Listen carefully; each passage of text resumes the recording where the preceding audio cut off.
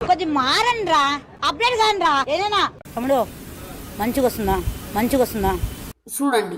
Present గర్ల్స్కి అయితే వాళ్ళ హస్బెండ్ మీద చాలా ఎక్స్పెక్టేషన్స్ ఉంటాయి.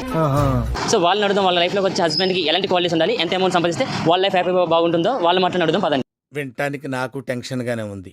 పార్ట్నర్ ఎంచుకునే చాయిస్లో చాలా థింగ్స్ ఉంటాయి. ఓకే, అందులో సెలబ్రిటీస్ అయితే కొంచెం అంటే ఎక్కడికి వెళ్ళినా చాలా ఫ్రీగా ఉంటుంది, వెయిటేజ్ ఉంటుంది, శాలరీ ఏం లేదు, సెలబ్రిటీ అయితే చాలు. నమస్తే అండి, నా పేరు సునిషిత్, నేను హీరోని.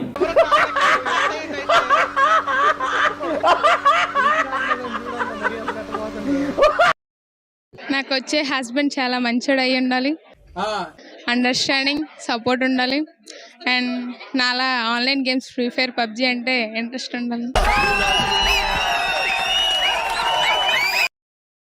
నాకు పెద్ద కోరికలు లేవు, ఎందుకు ఎక్కువ కోరికలు ఉన్న వాళ్ళకి అన్ని డిఫెక్ట్స్ వస్తారని అనుకుంటాను కాబట్టి ఎలా వస్తే అలాగే అడ్జస్ట్ అయిపోతుంది. నా తల్లే, తను మంత్లీ శాలరీ నాకు తెచ్చి ఇవ్వాలి, నన్ను షాపింగ్కి తీసుకువెళ్ళాలి, నేను చెప్పిన పనులన్నీ చేయాలి, ఇంకా నా మాటకి ఎదురు చెప్పకూడదు, నేను ఎంత షాపింగ్ చేసినా ఆపకూడదు, ఫ్రీడమ్ ఇవ్వాలి, పార్టీలకి పబ్బులకి పంపించాలి.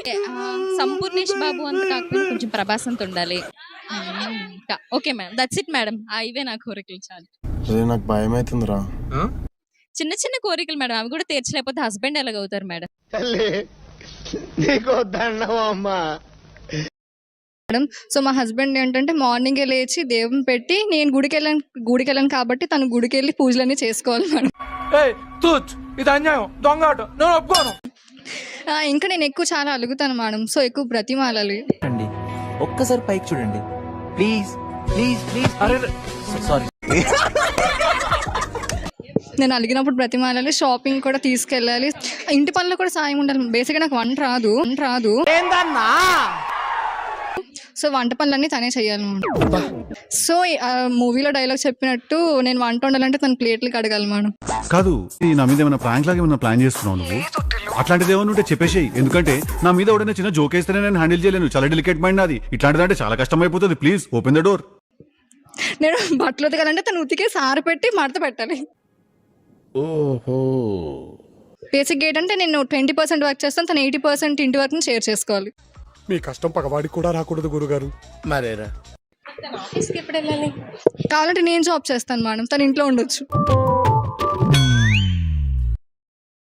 శాలరీ అంటూ ఏమి ఎక్స్పెక్టేషన్స్ ఏం లేవు, పర్లేదు నేను సంపాదిస్తాను.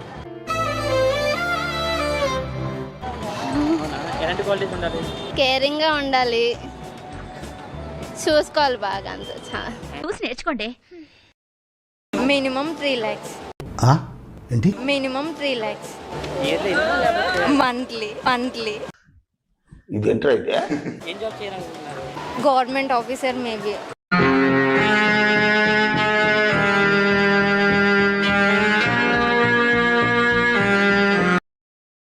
$30 to 40 lakhs. ఎందులా ఏం మాట్లాడుతున్నారు? Per month. అమ్మా నాన్నలు చూడాలి. IAS ఆఫీసర్ తగ్గించుకుంటే మంచిది. అలాంటి రేంజ్ కాకుండా నాకు హ్యాపీగా సాటిస్ఫై చేసినాడు కావాలి. Last stage of hallucination. I know it is hallucination. Salary expectation అనేది దాంతో బేస్ అయి ఉండదు కదా. లైఫ్ పార్ట్నర్ కి సాలరీ ఎక్స్పెక్టేషన్ కి అనేది అది మనం పర్టికులర్ గా చెప్పలేం కదా. క్లాప్స్ బా. జాబ్ అంటారా, రెస్టారెంట్ పెట్టుకునేవాడు కావాలి.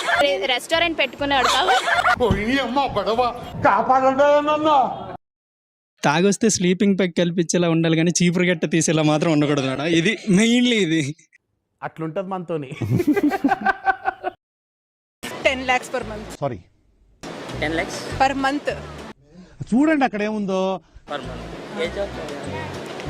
మంచి ఆఫీస్ జాబ్, చూడు, ఉత్సాహం సర్వనాశనం అయిపోతాయి. నన్ను బాగా చూసుకుంటే చాలు. అదే ఒక 10-15 lakhs per annum. Good fantastic. ఎంత శాలరీ ఎక్స్పెక్ట్ చేస్తున్నారు? సారీ అండి, నేను పెళ్లి చేసుకోవాలనుకోవట్లేదు. ఎందుకు? పెళ్లి చేసుకోవాలని ఎందుకు అనుకోవట్లేదు మీరు? ఇప్పుడు పెళ్లి చేసుకున్న వాళ్ళందరినీ చూసి అయిపోయి